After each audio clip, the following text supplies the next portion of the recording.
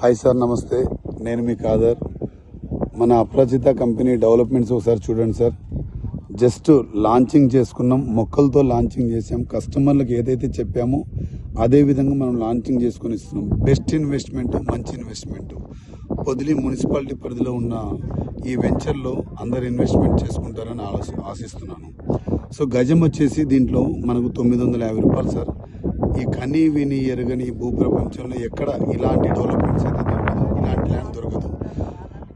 మన మెయిన్ రోడ్డుకు జస్ట్ ఒక 1/2 కిలోమీటర్ దూరంలో మనకు సెంట్ వచ్చేసి 2,50,000 పడుతుంది. మనం ఇచ్చేది ఓన్లీ 40,000 రూపాయలకి సెంట్ ఇస్తున్నాం.